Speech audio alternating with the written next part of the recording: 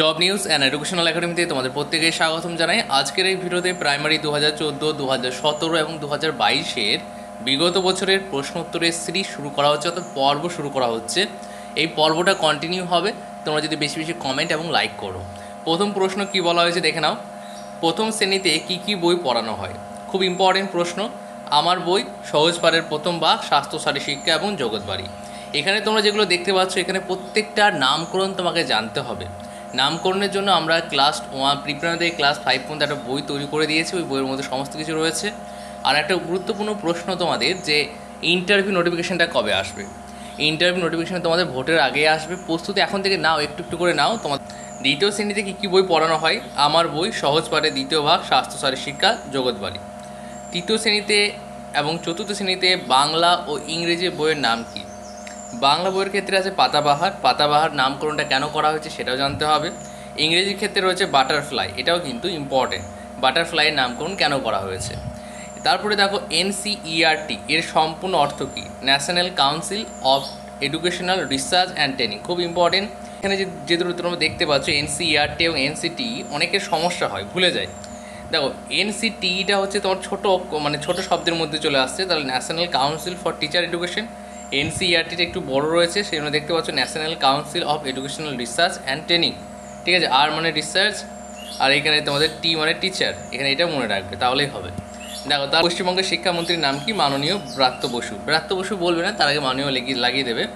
আর একটা গুরুত্বপূর্ণ বিষয় হচ্ছে, তোমরা যদি এই বইটা পারচেস করতে চাও 2022, 17, 14, তাহলে তোমরা এখানে যে নাম্বারটা দেখতে পাচ্ছ, এই নাম্বারে হোয়াটসঅ্যাপে মেসেজ করো, তাহলে হার্ড কপি কত পড়বে তোমাদেরকে জানিয়ে দেওয়া হবে। এছাড়া ব্যাচেও ভর্তি হতে পারো। ব্যাচে ভর্তি ফিস এখন কম রাখা হয়েছে, 550 টাকা ওয়ান টাইম পে রয়েছে। তার সঙ্গে সঙ্গে তোমাকে মান্থলি 50 টাকা করে পে করতে হবে। ইন্টারভিউ আগে পর্যন্ত চলবে। তারপরে প্রশ্ন, শিক্ষক দিবস কবে এবং কার স্মরণে পালিত হয়? 5ই সেপ্টেম্বর, সর্বপল্লী রাধাকৃষ্ণনের স্মরণে। মিড ডে মিল প্রকল্প কবে চালু হয়? 1995 সালে চালু হয়েছে ভারতে। কে চালু করেছেন? কুমারস্বামী কামরাজ, অথবা কে কামরাজ তুমি বলতে পারো। আর পশ্চিমবঙ্গ কৌশলে চালু হয়েছে 2003 সালে চালু হয়েছে। তারপরে প্রশ্ন, ডিএলএড এর ফুল ফর্মটা কি? Diploma in elementary educations. তারপরে, কোনো বিষয়ে ছাত্র দুর্বল থাকলে শিক্ষক হিসেবে অথবা শিক্ষিকা হিসেবে তোমার কি করণীয়? বিষয়টি সম্বন্ধে ছাত্রটি উৎসাহ সৃষ্টি করা। তারপরে, কোনো বিষয়ের প্রতি ক্লাসের সব ছাত্রের আগ্রহ বাড়ানোর জন্য কী করা উচিত? গ্রুপ ডিসকাশনের ব্যবস্থা করা উচিত। ক্লাসে অনুপস্থিত কীভাবে কমানো যেতে পারে বা হ্রাস করা যেতে পারে? ক্লাসে নিয়মিতভাবে কার্যকরী এবং আকর্ষণীয় শিক্ষাদান করা যেতে পারে, এইভাবে কিন্তু কমানো যেতে পারে। দেখে নাও, পোশাক ও আচরণ শিক্ষকের অথবা শিক্ষিকার কেমন হওয়া উচিত? অনুকরণযোগ্য ব্যক্তিত্বের মতো এবং মার্জিত মানের হওয়া উচিত। তারপরে, কয়েকজন ছাত্র ক্লাসে গোলমাল করলে কি করবে? কয়েকজন ছাত্র যদি ক্লাসে গোলমাল করে, প্রত্যেকের কাছ থেকে এক এক করে গোলমালের কারণটা অনুসন্ধান করতে হয়। প্রথমে যে কোনো সিচুয়েশন ভিত্তিক প্রশ্ন যদি তোমাকে করা হয়, তাহলে তুমি অবশ্যই প্রথমে কেন করেছে সেটা তুমি জিজ্ঞাসা করবে, কেন হলো এটা সেটা তুমি জিজ্ঞাসা করবে, তারপরে সেটার কারণটা তুমি অনুসন্ধান করে সেটা সমাধান করার চেষ্টা করবে। অর্থাৎ ম্যাক্সিমাম সিচুয়েশন ভিত্তিক প্রশ্ন অনেক সময় কী হয়, যে অনেকে উত্তর দিতে পারে না ঠিকঠাক। তাই এই পয়েন্টটা তুমি মনে রাখবে।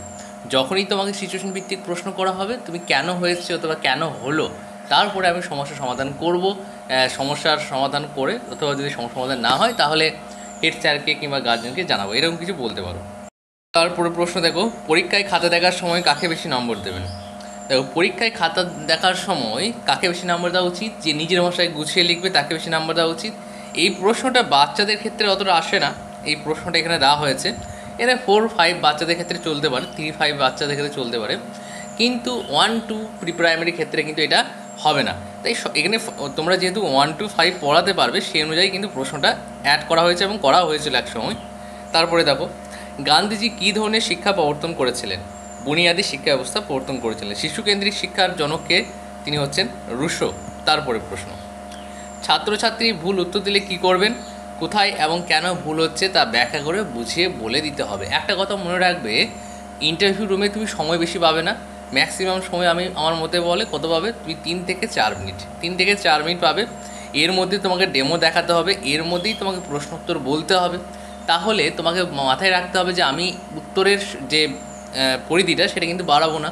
কী করবো? পয়েন্টে উত্তর দেবো, বেশি বলবো না, কারণ বেশি তুমি যদি বলো তাহলে সেখান থেকে আবার কিন্তু প্রশ্ন হবে, কাউন্টার প্রশ্ন হবে, এবং সেক্ষেত্রে তুমি ফেঁসে যাবে, সময়টা নষ্ট হবে, তোমার ইন্টারভিউটা খারাপ হয়ে যাবে। তারপরে দেখো, একজন শিক্ষক কার কাছ থেকে সবচেয়ে বেশি শেখে? একজন শিক্ষক ছাত্র এবং ছাত্রীদের কাছ থেকে সবথেকে বেশি শেখে। তো শিশুর প্রথম শিক্ষক কে বলতে পারবেন? সেটা হচ্ছে মা। মায়ের পরে হবে পরিবেশ। তারপর আপনার জেলার বিখ্যাত একটি উৎসবের নাম বলুন।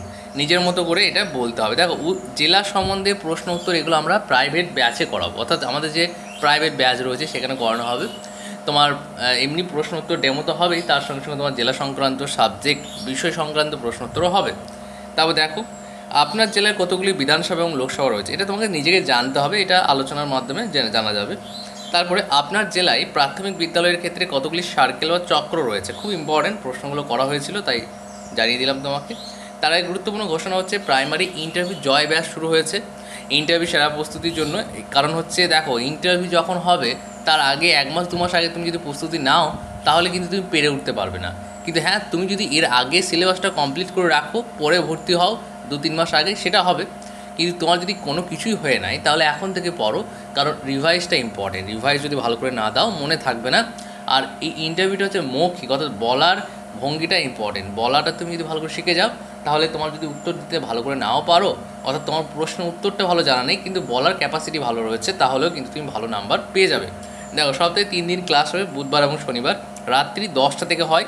ডেমো ক্লাস হবে একদিন, প্রশ্ন উত্তর হবে একদিন, আর ইন্ডিভিজুয়াল সাপোর্ট ক্লাস হবে একদিন। এই ক্লাসটা কিন্তু সময় মতো হবে, এমন নয় যে এই দিনই হবে, এই দিনই করতে হবে তা না, তোমার সময় মতো হবে এবং একটু সময় লাগবে। ব্যাচ চলবে ইন্টারভিউ না হওয়া পর্যন্ত। ফ্রি যে রয়েছে সাবজেক্ট এবং জেলা অনুযায়ী পিডিএফটা ফ্রি পাবে। ইন্টারভিউ 10 দিন আগে তোমাকে একটা ছোট্ট সাজেশন কমনযোগ্য বই দেওয়া হবে। এই বইটা খুবই ইম্পর্টেন্ট হতে চলেছে, তোমরা দেখে নেবে, মিলিয়ে নেবে ইন্টারভিউ আগে। দেখো, গুরুত্বপূর্ণ তথ্য হচ্ছে ভর্তি ফি হচ্ছে 500 টাকা এবং প্রতি মাসে হচ্ছে 50 টাকা। এখানে তুমি যে নাম্বারটা দেখতে পাচ্ছ এই নাম্বারে ফোনপে করে হোয়াটসঅ্যাপে স্ক্রিনশট দিয়ে প্রাইমারি জয় ব্যাচ বলে লিখো, তাহলে কিন্তু ভর্তি নেওয়া হবে। ভর্তি প্রক্রিয়া এখন চলছে। বেশ, তারপরের প্রশ্নটা আমরা দেখে নেবো একটু। তার পুরো প্রশ্ন দেখে নাও যে আপনার জেলার সাক্ষরতা হার কেমন। ইন্টারনেট সার্চ করতে হবে। এখানে সাক্ষরতা হার যেহেতু পরিবর্তন হয়, তাই পরিবর্তন যেহেতু হয় তাই তোমাকে ভালো করে ডিটেলস খুঁজতে হবে এবং যে রিসেন্ট ডাটা সেটা দেখতে হবে। তারপরে আপনার জেলার একজন বা দুজন সাহিত্যিক এবং মহাপুরুষের অথবা স্বাধীনতা সংগ্রামের নাম বলুন। এটা কোনো কোনো জেলায় থাকতে পারে, না থাকতে পারে, এটা ম্যাটার করে না। অনেক জেলায় যেহেতু নেই সেক্ষেত্রে সমস্যা নেই, প্রশ্ন করলে তখন তুমি বলতে পারবে যে এরকম কেউ নেই। বেশ, দেখো, আপনার কাছে গুরুত্বপূর্ণ কি, কাজ না টাকা? মানুষের জীবনে রোজগার করা অতি প্রয়োজনীয়, তবে সেটার জন্য ফাঁকি না দিয়ে সৎ পথে হয়। আমি সৎ পথে কাজ করে টাকা রোজগার করতে চাই, এটা কিন্তু ইম্পর্টেন্ট। এই সঠিক এটা কিন্তু উত্তরটা শুনে মনে হচ্ছে না অথেন্টিক, ঠিক আছে, কিন্তু দেখো টাকা চাই না এটা কিন্তু বললে হবে না, তাহলে কিন্তু এর মধ্যে একটা সন্দেহ রয়েছে। তারপরে দেখো, ক্লাস 4-এর বাংলা বইয়ের একটি রবীন্দ্রসঙ্গীত বলুন। খর বায়ু বয় বেগে কোথাও আমার হারিয়ে যাওয়ার নেই মানা। তারপরে কৈহস্যি কী এবং কৈদির কী এর মধ্যে পার্থক্য কী? হ্যাঁ অথবা নায়ের ক্ষেত্রে কৈহস্যিটা হবে, বাকি সব ক্ষেত্রে তোমাদের কই দীর্ঘিটা হবে, অর্থাৎ কই দীর্ঘিটা হবে, মনে রাখবে এটা। তারপরে দেখো, আপনার পোস্টিং যে কোনো জেলায় হতে পারে, এ সম্পর্কে আপনার মনোভাব কী?